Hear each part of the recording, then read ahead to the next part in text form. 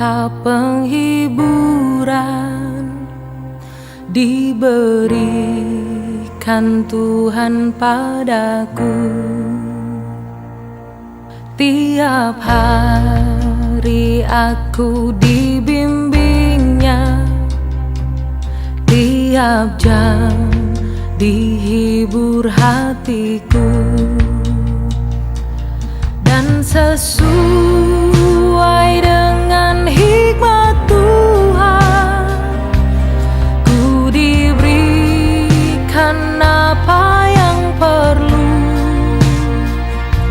Suka dan derita bergantian memperkuat imanku. Shalom jemaat yang terkasih, dalam nama Tuhan kita Yesus Kristus, kembali lagi kita berjumpa di dalam program Sapaan Teduh GBKP Klasis Jakarta Kalimantan. Sebelum kita memulai aktivitas kita pada pagi hari ini, mari kita meminta kekuatan kepada Tuhan dalam kita mendengarkan firman Tuhan. Mari kita berdoa, mari kita bersatu dalam doa kita berdoa. Bapa kami yang bertahta di dalam kerajaan surga, terima kasih ya Bapa, Engkau begitu baik, teramat baik dalam kehidupan kami, sehingga Engkau selalu memberikan kehidupan yang baru, kekuatan yang baru. Ya Bapa, sebelum kami memulai hari, sebelum kami memulai aktivitas kami, kiranya Tuhan berkenan untuk menyapa kami, untuk memperhatikan kami dalam kami mendengarkan firman Tuhan. Kami telah siap mendengarkan firman-Mu ya Bapa. Berfirmanlah Engkau bagi kami, kuasailah hati dan pikiran kami. Inilah doa dan permohonan kami. Dalam nama Kristus Yesus kami berdoa dan bersyukur kepadamu. Amin. Bapak Ibu, saudara-saudari yang terkasih, dalam nama Tuhan kita Yesus Kristus, firman Tuhan yang menyapa kita pada pagi hari ini diambil dari Galatia 6 ayat 1. Galatia 6 ayat 1, demikian firman Tuhan. Dalam Galatia 6 ayat 1 saya akan bacakan. Perikopnya, saling membantulah kamu. Saudara-saudara, kalaupun seorang kedapatan melakukan suatu pelanggaran, maka kamu yang rohani harus memimpin orang itu ke jalan yang benar dalam roh lemah lembut, sambil menjaga dirimu sendiri, supaya kamu juga jangan kena pencobaan. Demikian jauh firman Tuhan yang menyapa kita pada pagi hari ini. Shalom bagi kita semua, salam sehat, salam sejahtera, jua-jua, horas, yahubu. Kami percaya kita semua dalam lindungan Tuhan. Kita semua diberkati oleh Tuhan. Bapak Ibu, saudara-saudari yang terkasih, dalam nama Tuhan kita Yesus Kristus, sesuai dengan nats yang kami bacakan tadi dalam Galatia 6 ayat 1, saya akan berikan pengantar dalam kita memahami surat Galatia ini. Tentu surat Galatia ditulis oleh Rasul Paulus kepada jemaat-jemaat di Galatia. Tujuannya apa? Agar mereka dapat berpegang pada Injil Kristus yang benar, dan bukan pada hukum yang menyebabkan mereka menjadi orang-orang yang tertutup, terkotak-kotak, sempit cara berpikir, ataupun orang yang legalis, yang terlalu legalistik. Seperti itu Bapak Ibu, saudara-saudari. Menurut Paulus, bagi seorang yang sudah percaya, ia seharusnya hidup dalam roh, bukan lagi dalam daging. Ia seharusnya hidup dalam roh, bukan lagi dalam daging. Untuk itulah kata Paulus, Injil Kristus datang ke dunia ini, menghampiri manusia, bersatu dalam kehidupan manusia, supaya manusia mengerti apa maknanya hidup dalam roh. Artinya, hidup dalam roh artinya tidak mengikuti hawa nafsu. Orang yang mengikuti hawa nafsu berarti masih hidup dalam daging. Paulus dalam Galatia 5 ayat 22 sampai 23, tentu kita tahu bersama itu adalah ayat yang fenomenal, ayat yang terkenal, yaitu buah-buah roh. Ya, kalau ini tadi kan Galatia pasal 6, tapi kita mundur lagi. Galatia 5 ayat 22 sampai 23 mengatakan tentang buah roh. Buah roh yang dimaksudkan Paulus ini, mungkin banyak orang berpikir bahwa semua ini hanya berhubungan dengan yang rohani, yang tidak kelihatan. Kalau rohani itu nggak kelihatan Pak Pendeta. Orang berpikir seperti itu.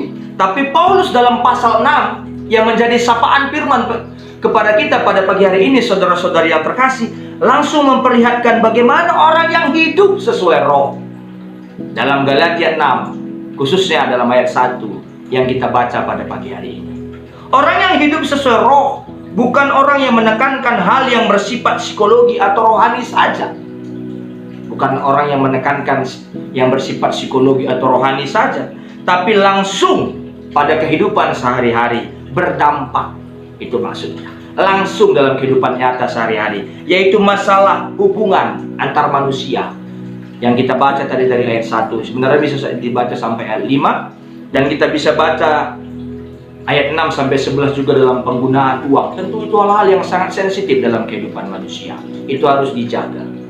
Dalam Galatia 6 ayat 1 dikatakan kalau ada seseorang yang kedapatan melakukan suatu pelanggaran, atau dalam arti kata terjebak dalam dosa, yang kedapatan melakukan kesalahan, terjebak dalam dosa, terjebak dalam kesalahan itu, maka dia yang rohani, kata Paulus yang kita baca tadi, harus memimpin.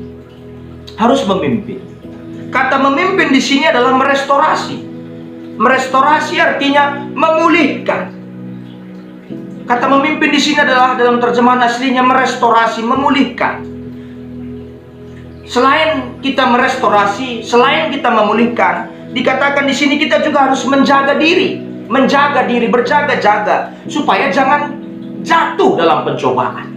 Artinya di sini Paulus sedang menekankan keseimbangan, bahwa tidak ada orang yang sempurna, tidak ada orang yang perfect dalam kehidupan ini. Semua orang pasti punya kesalahan. Baik hamba Tuhan, baik jemaat, baik pelayan-pelayan, baik jemaat, pasti akan ada kekurangan-kekurangan yang mereka hadapi dalam kehidupan ini.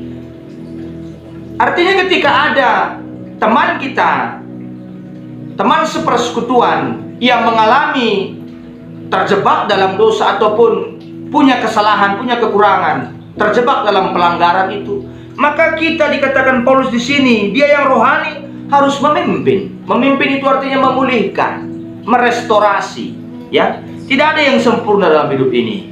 Kadang kita masih menyimpan dosa yang lama yang belum kita bereskan sampai sekarang. Belum kita bereskan sampai tuntas. Jika ada orang yang mungkin tanpa disadari kedapatan melakukan dosa, lalu kita tahu itu dan orang lain belum tahu. Kita sendiri udah tahu, tapi orang lain belum tahu. Kita katakanlah itu fatal, ya. Namanya kalau berdosa itu pasti fatal di hadapan Tuhan.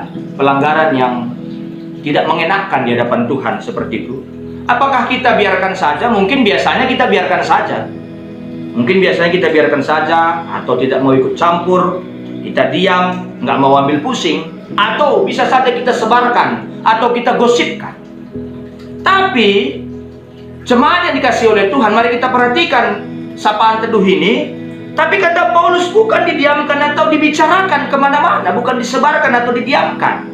Kata Paulus di sini, pimpinlah. Kata memimpin dalam bahasa Yunani adalah kata kerja, kata tizete.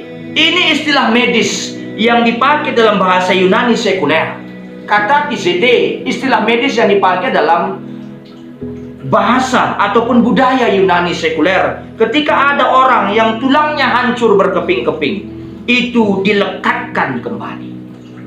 Ketika ada orang yang tulangnya hancur berkeping-keping, ketika ada kesalahannya yang membuat dia jatuh, itu kita harus menariknya kembali, mengangkatnya kembali. Ketika ada saudara kita yang berdosa, kita memulihkan, merestorasi mereka, mengangkat kembali, menarik kembali, ya, tanpa menggurui dia, tanpa menghakimi dia.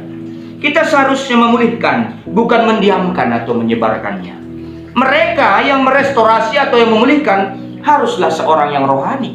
Bayangkan ini, kita tidak dipanggil untuk menjadi penghakim, tapi kita dipanggil juga untuk meng-cross check diri kita, mengkoreksi diri kita. Kata rohani di sini adalah hidup dalam roh. Bayangkan ini, hidup dalam roh itu bukan perkara yang gampang.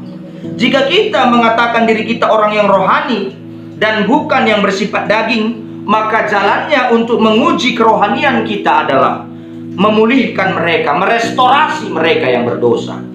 Jadi kerohanian tidak semata-mata untuk kita sendiri, cukup kita hanya mendoakan diri kita, keluarga kita, cukup hanya kita ke gereja, tidak. Tapi kita memikirkan juga orang lain. Itulah makna kerohanian.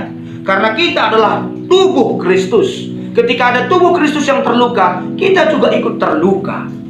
Ketika ada tubuh Kristus yang hancur berkeping-keping, kita juga ikut di dalamnya. Kita tidak dipanggil secara individu, kita dipanggil secara gereja. Satu tubuh.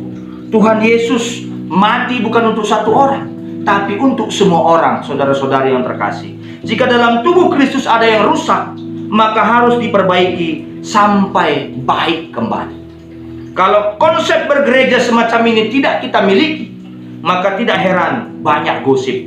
Dan orang yang jatuh, dan orang yang banyak kesalahannya semakin tersingkir dari gereja. Gereja dianggapnya tidak menjadi rumah aman dalam kehidupannya. Gereja tidak penuh keramahan. Gereja tidak mempunyai makna hospitalitas dalam kehidupannya, saudara-saudari yang terkasih. Jadi, tanda kerohanian yang sejati adalah memulihkan orang berdosa. Tanda kematangan rohani adalah mampu menanggung yang lemah. Ingat itu. Seringkali ketika ada hal yang buruk, reaksi kita cepat. Tapi kalau ada berita baik, sangat lambat reaksi kita. Makanya Injil itu sangat lambat. Tapi kalau berita yang tidak baik, cepat sekali. Ya, Injil lama tersebar, tapi berita buruk cepat tersebar. Kalau kita ingin di dalam gereja ada yang memperhatikan kita, maka perhatikanlah orang lain. Kalau rindu ingin diampuni sebagai orang yang berdosa, maka ampuni juga orang lain. Dalam versi 2 Bapa kami. Ya, Paulus mengatakan merestorasi atau memulihkan harus dilakukan dengan roh yang lemah lembut. Salah satu dari buah roh, tentu kita tahu, dengan kesadaran bahwa tidak ada seorang pun, berapa besar pun rohaninya, tidak ada yang kebal dari pencobaan. Pasti akan jatuh. Semua bisa jatuh. Jika restorasi dengan lembut ini dilakukan di dalam gereja, maka gereja akan menjadi tempat orang berdosa aman untuk datang dan dipulihkan. Bayangkan begitu dalam sekali makna pastoralnya, makna sentuhannya dalam renungan kita pada pagi hari ini, saudara-saudari. Jadi mereka akan menemukan gereja adalah rumah sakit yang baik, memperbaiki mereka, menyembuhkan mereka, menyehatkan mereka. Mari kita bersama-sama sehat, mari kita bersama-sama pulih, mari kita bersama-sama sembuh, mari kita bersama-sama ramah terhadap satu dengan yang lain. Hal ini bersifat kolektif. Kalau pelayan punya kelemahan, berarti jemaatnya juga lemah. Kalau jemaatnya juga lemah, berarti pelayannya juga lemah. Ini artinya kita secara kolektif bersama memikirkannya. Orang yang dewasa imannya adalah orang yang sanggup berbuat untuk kebaikan bagi orang lain. Ingat, orang yang dewasa imannya adalah orang yang sanggup berbuat untuk kebaikan orang lain. Tentu pemulihan butuh waktu, restorasi butuh waktu. Gereja bukan perusahaan yang bisa memecat anggotanya dengan gampang. Ya, tidak ada yang kebal dari dosa. Semua kita berdosa. Orang yang rohani memulihkan orang lain, merestorasi orang lain. Kerohanian tidak datang sehari, harus dipupuk oleh firman. Maka kita harus selalu mendekatkan diri kepada Tuhan, sehingga kita bisa merasakan bahwa aku juga butuh orang lain juga butuh aku. Sehingga kita bisa saling berangkulan, sehingga kita saling bergandengan tangan.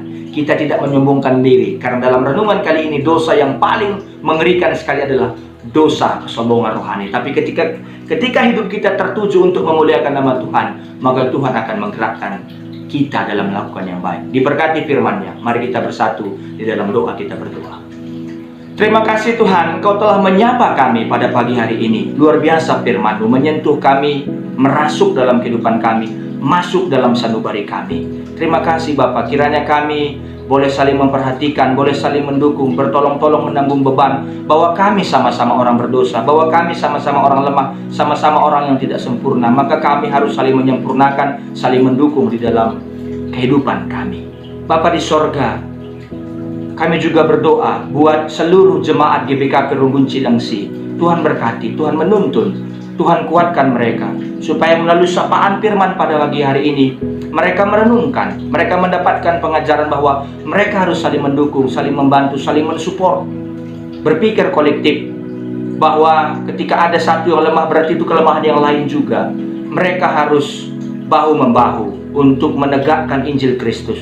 Diberkati usaha mereka, diberkati iman percaya mereka, kesehatan mereka, apapun rencana-rencana kehidupan mereka, Tuhan yang memberkati, Tuhan yang selalu menguatkan. Anak-anak mereka, Tuhan juga berkati dalam perkuliahan persekolahannya. supaya mereka selalu menjadi anak yang takut akan Tuhan.